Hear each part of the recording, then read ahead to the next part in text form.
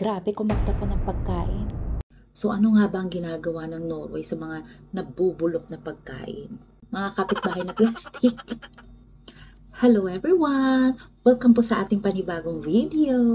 May nag-message po sa akin. Ang sabi niya, ma'am, ano daw po ang ginagawa ng mga tinapong pagkain? Kasi nga naman, di ba, ang dami-daming nagugutom pero dito sa Europe, dito sa Norway, tapon ng pagkain. So ano nga ba ang ginagawa ng Norway sa mga nabubulok na pagkain? Huwag kang mag-alala.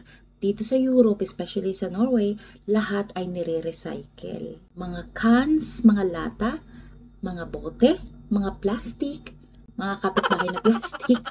Joke lang.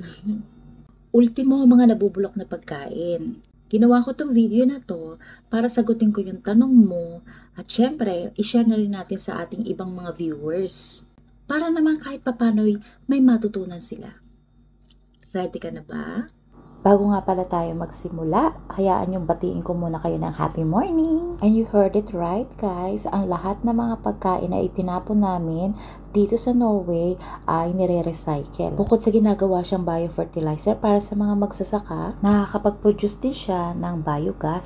So, ipaliwanag ko lang sa inyo kung ano nga ba ang biofertilizer. Ang biofertilizer ay safe at environmentally friendly. Ito ay isa sa mga alternative to artificial fertilizers dahil nagko-contain ito ng mga organic materials na galing sa mga nabulok na pagkain na nakakatulong para gumanda ang mga lupa ng mga farmers. Kaya nga yung mga fruits and vegetables namin dito ay sobrang lalaki at talaga namang napaka-healthy. At dahil yan sa biofertilizers na na-produce mula sa mga nabulok na pagkain. And before we continue, nga pala guys, ang mga nabulok na pagkain ay dinadala nila sa isang factory. At ang nilalagakan ng factory na to ay malayo sa mga komunidad. In that way, safe sa mga tao. Malayo sila sa mga biochemicals or yung mga amoy dahil for sure ang bulok ay hindi maganda sa pang-amoy. At ang lahat ng mga basura ay pinaprocess nila ng mga 20 to 30 days at masusing pinag-aaralan ng mismong mga dalubhasa dito sa Norway para magkaroon ng resulta na kapaki-pakinabang. At kapag okay na, tsaka nila i-release ito para naman mapakinabangan